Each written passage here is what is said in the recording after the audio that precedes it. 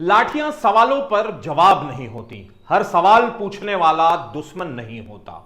कई बार वही सच्चाई तक पहुंचाने का रास्ता दिखाता है। दिल्ली की सड़कों पर जो दृश्य सामने आए हैं उन्हें पूरे देश को सोचने पर मजबूर कर दिया है। संसद की ओर मार्च कर रहे छात्रों और युवाओं को रोकने के लिए पुलिस ने जो बल का प्रयोग किया, लोकतंत्र में ऐसे दृश्य हमेशा असहज करते हैं, क्योंकि ये युवा जो पढ़ाई करने वाले हैं, जो देश का भविष्य कहलाते हैं, किसी भी राष्ट्र की सबसे बड़ी ताकत होते हैं। माननीय प्रधानमंत्री नरेंद्र मोदी जी, आज सड़कों पर खड़ा हर युवा आपका विरोधी नहीं है। उनमें से बहुत से वही हैं जिन्होंने कभी अच्छे दिन आने वाले हैं आपके उस वायदे पर भरोसा किया था।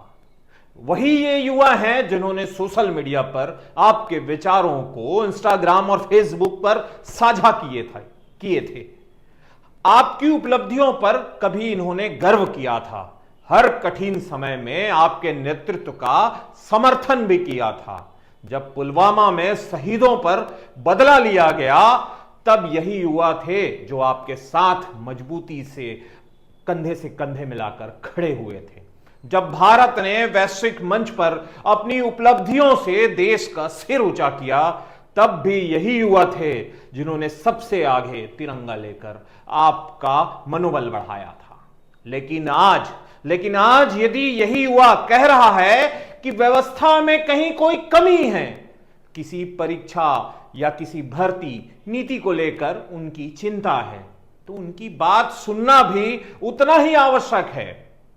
सवाल पूछना लोकतंत्र की आत्मा है और सवालों को सुनना सरकार की सबसे बड़ी जिम्मेदारी होती है। लेकिन आज वो जिम्मेदारी कहीं दिखाई नहीं दे रही। माननीय प्रधानमंत्री जी, आपसे मैं एक विनम्र आग्रह करना चाहता हूं। आप स्वयं इन युवाओं के दो तीन प्रतिनिधियों को बातचीत के लिए बुला लीजिए। देश का युवा शायद किसी चमत्कार की आपसे अपेक्षा नहीं करता, लेकिन वह यह जरूर महसूस करना चाहता है कि देश का प्रधानमंत्री उनकी बात को सुनने के लिए तैयार है, उनकी बातों को कोई सीरियस ले रहा है, उनकी जो सरकार है जिसको उन्होंने चुना है वो उनकी बात सुन रही है। यकीन मानिए, सिर्फ यह संदेश कि प्रधानमंत्री ने छात्रों को बुलाकर उनकी बात सुनी, करोड़ों युवाओं के मन में विश्वास और सम्मान को और मजबूत करेगा। क्योंकि आज भी देश का बहुत बड़ा युवा वर्ग आप पर भरोसा करता है, और वो भरोसा जो 2014 में उन्होंने दिखाया था वो कहीं ना कहीं अब भी कायम है। उस भरोसे को मत तोड़िए।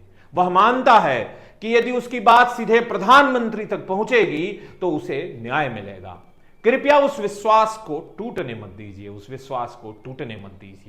विश्वास एक बार टूट जाए तो उसे वापस बनाने में वर्षों लग जाते हैं, लेकिन उसे बनाए रखने के लिए कभी कभी केवल कुछ मिनट का संवाद ही काफी होता है। संवाद को जीवित रहने दीजिए। लोकतंत्र में सरकार की ताकत केवल निर्णय लेने में नहीं, बल्कि अपने नागरिकों की बात सुनने में भी होती है। आज आवश्यकता टकराव की नहीं, संवाद की है।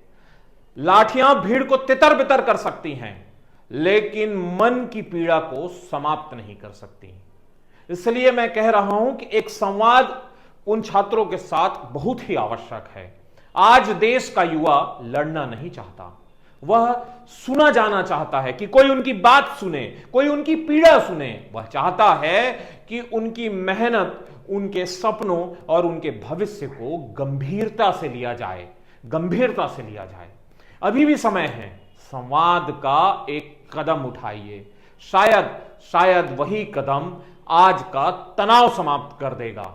आज का तनाव यदि आप संवाद करेंगे उनसे तो हो सकता है ये तनाव खत्म हो जाए, और आने वाली पीढ़ियों के मन में लोकतंत्र के प्रति जो विश्वास है वो और मजबूती से बना रहेगा।